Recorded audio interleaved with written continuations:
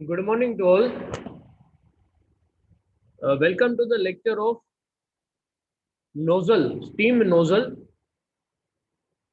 In previous lecture, we have discussed about types of steam nozzle and concept of steam nozzle. Concept of steam nozzle is to reduce pressure and convert it into velocity. जो steam nozzle है उसका basic function क्या है? तो कि वो high pressure high temperature steam को high velocity steam में कन्वर्ट करके देता है। अब यही चीज एक नोजल को करनी है तो वो कैसे करेगा और उसके ऊपर कौन सा प्रिंसिपल या कौन सा इक्वेशन अप्लाई होगा उसके बारे में आज हम डिस्कस करेंगे। और इसी लेक्चर के बेस पे हो सकता है कि आपको एमसीक्यू में या तो कुछ इसके इक्वेशन पूछे जाए, एक सिंपल इक्वेशन पूछे जाए, या तो इस इक्वेशन का इस्तेमाल करके कोई एग्जाम्पल भी पूछा जा सकता है।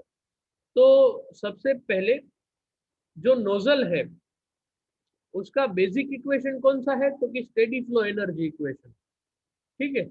और इसमें हम ये भी एज्यूम करते हैं कि कोई फ्रिक्शन नहीं होता और कोई पोटेंशियल एनर्जी में चेंजेस नहीं होता। तो सबसे पहले आज का लेक्चर हम स्टार्ट करते हैं नोजल के बेसिक प्रिंसिपल या नोजल के जो इक्वेशन है वो कैसा बनता है स्टेडी फ्लो एनर्जी इक्वेशन में से, और वो क्या कहता है। फिर हम जाएंगे वेलोसिटी के इक्वेशन में और उसके बाद हम मास फ्लो और डिस्चार्ज के इक्वेशन में जाएंगे। तो आज हमारा टोटल लेक्चर जो है वो बेस्ड ऑन इक्वेशंस है कि एक नोजल का हम स्टडी कर रहे हैं कि उसके ऊपर कैसे इक्वेशन अप्लाई होगा। नोजल का काम क्या है मैं फिर से आपको बताता हूँ। High pressure high temperature steam को हाई वेलोसिटी स्टीम में कन्वर्ट करना। तो हमें आज के लेक्चर में यही देखना है कि कितना प्रेशर और कितना टेम्परेचर अगर है स्टीम के पास तो उसमें से हम नोजल में कितनी वेलोसिटी वाली स्टीम निकाल सकते हैं। तो आज हम बेसिकली यही डिस्कस करने वाले हैं। और उसकी डिस्चार्ज और वेलोसिटी इंपॉर्टेंट है नोजल के लिए। तो ये दो पैरामीटर्स हम को फोकस रखते हुए पूरा डिस्कशन करेंगे। तो यहाँ पे सबसे पहले आपको डायग्राम में एक नोजल दिखाई दे रही है जहाँ पे 1 एंट्री पॉइंट है, 2 जो है वो एग्जिट पॉइंट है। 1 के पास एंथैल्पी ज्यादा रहेगी क्योंकि एंथैल्पी टेम्परेचर और प्रेशर से बनती है। ठीक है। एंथैल्पी जो है वो टेम्परेचर और प्रेशर से बनती है, मतलब उसका टेम्परेचर प्रेशर हाई है तो उसकी एंथैल्पी भी हाई है, उसका टेम्परेचर प्रेशर कम है तो उसकी एंथैल्पी भी कम है। तो सबसे पहले 1 पॉइंट पे ज्यादा एंथैल्पी मतलब कि हाई टेम्परेचर प्रेशर वाली स्टीम एंटर होगी और पॉइंट 2 पे उसकी एंथैल्पी कम हो जाएगी। तो स्टेडी फ्लो एनर्जी इक्वेशन में एंथैल्पी और वेलोसिटी के अलावा से जितने भी पैरामीटर है उसको निकाल दे तो हमारा इक्वेशन आ जाता है ये। यहाँ पे आपको जो स्क्रीन के ऊपर दिख रहा है H1 plus V1 square by 2 is equal to H2 plus V2 square by 2। 1 क्या है तो कि एंट्री पॉइंट के सारे पैरामीटर, 2 क्या है तो कि एग्जिट पॉइंट के सारे पैरामीटर। तो नोजल में ये हमें पता है कि 1 के पास एंथैल्पी ज्यादा होगी, वेलोसिटी कम होगी। एग्जिट के पास वेलोसिटी बढ़ गई होगी और एंथैल्पी घट गई होगी, कम हो गई होगी। तो उसी तरीके से अगर हम ये इक्वेशन को रीअरेंज कर दें तो हमारा इक्वेशन आ जाएगा H1 माइनस H2। H1 को यही रहने देते हैं और H2 को सामने से यहाँ पे ले आते हैं तो प्लस का माइनस हो जाएगा, और ये V1 वाला टर्म है उसको सामने डाल देते हैं तो उसका माइनस हो जाएगा। तो H1 minus H2 is equal to V2 square by 2 minus V1 square by 2। ये हमारा बेसिक इक्वेशन आ जाता है। ये इक्वेशन क्या बता रहा है कि एंथैल्पी जितनी कम होगी उसी हिसाब से वेलोसिटी बढ़ेगी। ठीक है। तो इसी इक्वेशन को हम सिंप्लीफाई कर देते हैं।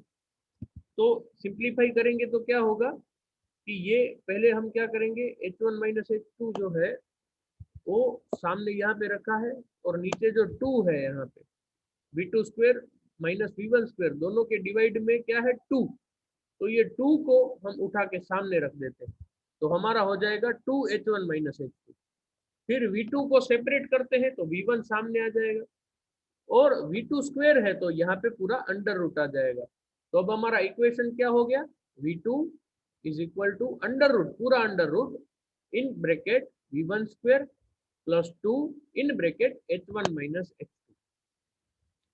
यहाँ पे ये चीज ध्यान रखिएगा, वन जहाँ पे वन है V1 H1 वो सारे एंट्री पॉइंट के पैरामीटर है, जहाँ पे 2 है वो सारे एग्जिट पॉइंट के पैरामीटर है।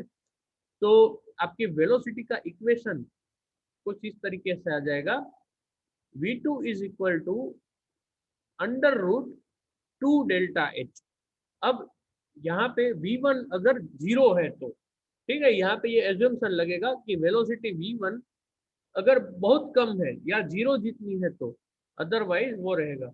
अब यहाँ पे वेलोसिटी और एंथैल्पी में थोड़ा डिफरेंस रहता है, क्योंकि वेलोसिटी मीटर पर सेकंड में होती है, एंथैल्पी किलो जूल में, किलो जूल पर केजी में होती है। तो वो किलो में से सिंपल हमें जूल करना है तो इंटू 1000 करना पड़ेगा। तो यहाँ पे V2 क्या होगा, under root 1000 into 2 delta H. तो 2000 का अगर आप अंडर रूट निकालोगे तो आंसर आएगा 44.72। तो आपकी V2 वेलोसिटी क्या होगी, 44.72 into under root delta H, जहाँ पे डेल्टा एच क्या है, H1 माइनस H2। तो आपकी V2 वेलोसिटी होगी, यहाँ पे जो इक्वेशन में लगाया है वो 44.72 अंडर रूट डेल्टा एच, मतलब enthalpy difference into 44.72 under root में एंथैल्पी डिफरेंस अंडर रूट में आएगा। तो एंथैल्पी आप मोलियर चार्ट में से फाइंड कर सकते हैं, या अगर आपके पास टेम्परेचर है तो सीपी डेल्टा टी से भी आप एंथैल्पी फाइंड कर सकते हैं। तो उसके एग्जांपल्स अगर हो सकता है जो एमसीक्यू में पूछे जा सकते हैं वो हम नेक्स्ट लेक्चर्स में डिस्कस करेंगे। लेकिन आज का आपका अगर एमसीक्यू में कोई इक्वेशन आता है या एमसीक्यू में कोई पूछते हैं तो आपको ये चीज यहाँ पे जो इक्वेशन लिखा गया है वो याद रखना है कि V2 मतलब कि एग्जिट के पास कितनी वेलोसिटी होगी, equal to 44.72 under root delta H या under root H1 minus H2। तो एमसीक्यू में आपको H1 H2 की वैल्यू दे सकते हैं और बोलते हैं कि एग्जिट वेलोसिटी फाइंड करिए, तो आप इस इक्वेशन से फाइंड कर सकते हैं। ठीक है,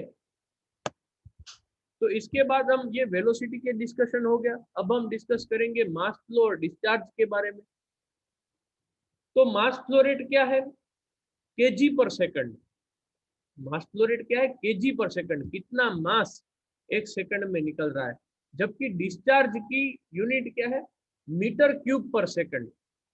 मीटर क्यूब पर सेकंड मतलब कि कितना वॉल्यूम एक सेकंड में निकल रहा है। तो उसका इक्वेशन है, उसका बेसिक इक्वेशन है वो है कंटिन्यूटी इक्वेशन। ठीक है, कंटिन्यूटी इक्वेशन क्या है, A1 V1, यहाँ पे A1 जो है वो एरिया है, क्रॉस सेक्शन एरिया एंट्री का, V1 जो है वो एंट्री की वेलोसिटी है, और ये स्मॉल V1 है वो है स्पेसिफिक वॉल्यूम। स्पेसिफिक वॉल्यूम होता है 1 अपॉन डेंसिटी। ठीक है, तो यहाँ पे ये इक्वेशन आपका सिंपली ये इक्वेशन आ जाता है, इसी कंटिन्यूटी इक्वेशन को basically mass is equal to area into velocity upon specific volume, इसी इक्वेशन को यहाँ पे लिखा गया है कि यहाँ पे एरिया को यहाँ ले आते हैं तो वो एरिया अपॉन मास हो जाएगा, और ये स्पेसिफिक वॉल्यूम अपॉन वेलोसिटी, इसी इक्वेशन को रीअरेंज करके हम ये इक्वेशन में पहुंचे हैं। तो आपको अगर चाहिए कि कितना डिस्चार्ज है, मतलब कि कितना मीटर क्यूब एक सेकंड में निकल रहा है, तो आपको स्पेसिफिक वॉल्यूम यहाँ पे रख के डिस्चार्ज आप कैलकुलेट कर सकते हैं। डिस्चार्ज की वैल्यू क्या रहेगी, एरिया इनटू वेलोसिटी, तो mass divided by specific volume, इतना आप कर दोगे तो एरिया इनटू वेलोसिटी हो जाएगा डिस्चार्ज। तो इस तरीके से आप डिस्चार्ज भी फाइंड कर सकते हो, है ना। Area into velocity is equal to discharge. आप एफएमएचएम सब्जेक्ट में भी ये सब ये पढ़ चुके होंगे, लेकिन आपको मैं ये फिर से याद दिला देता हूँ। तो यहाँ पे मैं मेरा बेसिक ये लेक्चर ओवर करता हूँ। अगर कोई डाउट क्वेरी है तो गूगल क्लासरूम व्हाट्सएप पे आप पूछ सकते हैं। इस इक्वेशन की मदद से एक एग्जांपल भी हम आने वाले लेक्चर्स में ऐसा है एमसीक्यू जैसा तो सॉल्व करेंगे। मिलते हैं नेक्स्ट लेक्चर में। नेक्स्ट लेक्चर में हम बन सकता है तो ये भी सोल्व करेंगे, और आपके कोई अगर डाउट है तो वो भी सोल्व करेंगे। ठीक है, थैंक यू।